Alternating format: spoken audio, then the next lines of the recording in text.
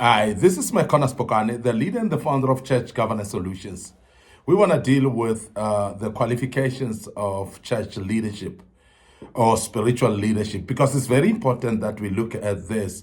And we have seen in many places whereby people are being chosen as spiritual leaders and they just don't qualify to become spiritual leaders. And hence, the Church of God has actually been put into disrepute at the particular time. So, as Church Governance Solutions, we are concerned about this. And of course, we want to address this topic, and I hope that we do justice to this.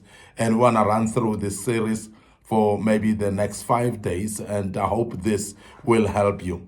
Allow us to start with part one today. We want to speak about qualifications of spiritual leadership, and that's what we want to speak about. And of course, this is a biblical context of it. When Paul spoke to Timothy, particularly in 1 Timothy chapter 3, and that will be based on that. And we want to speak a little bit about this because we hope that it will make an impact in the Church of God. The first thing that we want to outline as a qualification for spiritual leadership is what we call as above reproach, to be above reproach. So the Bible talks about being a man of unquestionable character. The Bible speaks about unquestionable character. And we want to emphasize that it is very important for us to understand that character then becomes very important because many people are actually looking at capabilities and skills of individuals. And we forget that the character becomes the supreme consideration when it comes to qualification of spiritual leadership. Because character, of course, speaks about an individual. Now, the Bible says one must be an overseer who's above reproach. So, in other words, it must be somebody that no one can actually put a blame on his lifestyle or look at the individual and put a blame on them. So, therefore, there must be also an emphasis on absolute non-reproachable lifestyle, which is what we call above reproach. And this is absolute fundamental when it comes to an individual who is a spiritual leader. So this is a universal requirement actually for being an elder. It's a universal requirement also to become a leader maybe in a political space and a leader maybe in corporate space. Everywhere, a leader should actually be of beyond reproach or above reproach completely. And this is very, very important. So we must emphasize also that in the Greek text, actually, this indicates a present state of no blame, of blame, lessness for an individual. The person must be blameless, an individual that you cannot blame or point a finger at, a person that you cannot actually think that there's something that disqualifies them. So it doesn't refer to sins the men committed before they were matured as Christians, unless if those remain actually at the moment as highlights upon their lives. So in other words, if the person got born again many years ago and they've done some mistakes along the way, we're not going to judge them based on what they've done in the past. We're going to look at their life right now. And therefore, it's very important as well that you look at if it's something that they've come along with it and it's still actually relevant now, that can disqualify a spiritual leader. So this is very important that we look at that. So the idea is that he has sustained a reputation for blamelessness. In other words, the person has grown to an extent of becoming blameless. Because it is actually very prevalent whereby people look at the history of individual. People start blaming, no, he has done this, or his life was like this in the past. And when you talk about above reproach, you're talking about now. If you're going to appoint someone, particularly to become a spiritual leader, it must be with not a long history past, but you talk about the current lifestyle when you are actually appointing someone. So above reproach means not able to be held.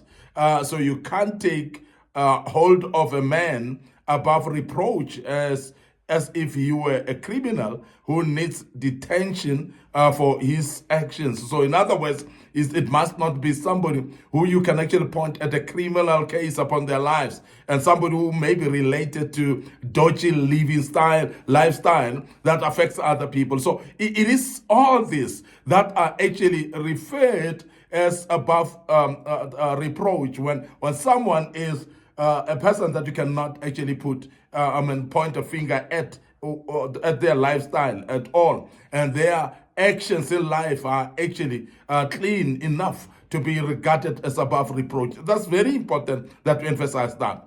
There's nothing actually to accuse the person with. There's nothing that you can point a finger at. So there's nothing that you can actually disqualify them or put a blame on them. So this is actually an emphasis that we put on. So sin or vice must not actually mar a church leader at all. So in other words, that spiritual leader should not actually be marred by sinful behavior or sinful lifestyle, or a life that can actually be blamed even by the community or the people around it, the people that may actually feel like, no, we cannot follow this leader because of this particular lifestyle. So the habits that are not above reproach of people, but that cannot be actually with a spiritual leader, because a spiritual leader must be above reproach completely. Now, I want just to share some few scriptures, and maybe you can read them at your own time. That would actually speak to this topic, which is very, very important that we look at biblically. The book of Ephesians chapter 1, if you look at verse 4, and chapter 5 verse 27 as well. So the book of Philippians chapter 1 verse 10 is actually very important that we can actually look at that as well, because any character should not be having any blame on it if you are to become a spiritual leader. On a church leader's life, that means it must actually be, your lifestyle must be speaking exemplary to other people. It must be that desired life that everyone actually could actually see you as an example, and they want to be like you actually in leadership. So that's very, very important. And sometimes we see the tainted lives, particularly in political spheres, and therefore in church leadership, that cannot be allowed, because it is very important that we emphasize that one should be above reproach. Now, the second thing that we want to deal with today, which is qualifications of a spiritual leader, is what we call temperate. You must be temperate. He is not given to excess. So in other words, when we talk about temperate, we talk about somebody who remains sober. So in other words, we speak about some people who's not actually under the influence. So it is very important that leaders become sober, because they need to be actually able to judge situations more soberly. And many leaders that are actually under the influence, they are actually bound to make mistakes when it comes to judgment. They cannot actually do a proper judgment on matters of very key priority. So therefore, it is very important that we emphasize that the temperate should be actually a qualification of a leader, spiritual leader as well. So the person must not be given to excess alcohol, excess wine. And we have seen people that actually drink and they become, they find it difficult to judge matters in this regard. So we always also emphasize that there are people that are generally not sober in mind, particularly because of lack of maturity. But we have seen also that we have people that would actually be using alcohol, tarnishing their minds, and they cannot actually be able to judge matters because they've given themselves to drunkenness. And we want to emphasize that a spiritual leader cannot be found to be drinking alcohol, cannot be found to be taking drugs, cannot be found to be taking illicit things that makes the mind twisted for them not to be able to judge. So it's very, very important that we emphasize that. And it is mentioned in the Bible as well that it is necessary for us to look at soberness of individual when they are in spiritual leadership. Now, the book of Genesis chapter 9, it records an example of the mocking effect of wine when Noah drank wine. And I'm sure some of you would know that when he planted a vineyard and made wine, and he became drunk at some stage. And most of you would know the story that while he was drunk, he was uncovered. He uncovered himself actually in his tent. And when you look at verse 21 of that book, you will realize that it actually outlines the shame and the embarrassment that he went into. So these are some things that you cannot actually condone in a spiritual leader. Now, the Hebrew text implies some kind of sexual evil here, whereby he was actually engaged in sexual evil as well because of the state of his drunkenness at that particular time. And we must also emphasize that one of his sons and say to him he doesn't want to stay on his father, and one mocked him, and we saw the whole story of confusion around Noah because of drunkenness, and we want to emphasize that that cannot be condoned in spiritual leadership. So spiritual leader must be temperate. They must actually not be under influence of wine or alcohol at all, because this is a position of importance when you're a spiritual leader, and therefore you need to be careful that you are not under the influence. And we want to emphasize that spiritual leadership is a position of example.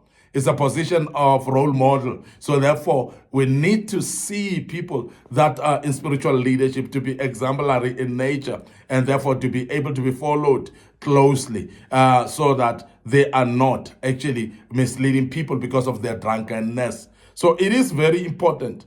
It's likely that Paul, when he spoke to Timothy about being temperate, he has actually witnessed people that have been actually under the influence, and he have seen how they operate in judging matters. They have not been able to judge matters properly. And we want to emphasize that let alcohol not be actually related at all to a spiritual leader. And we know that there may be some that are under the influence, but that cannot qualify a spiritual leader at all. So we want to end up here today. Your host, MIcornus Phokane. I'm the leader and the founder of Church Governance Solutions. Remember, we are restoring godly order in the house of the orderly God. And we hope this helps you. And we will embark on part 2 tomorrow. And before we check out, we want to remind you of our social media platforms, our Facebook page, Church Governance Solutions, and our Facebook page, MIcornus Phokane. So please like those pages. Click notification buttons as well.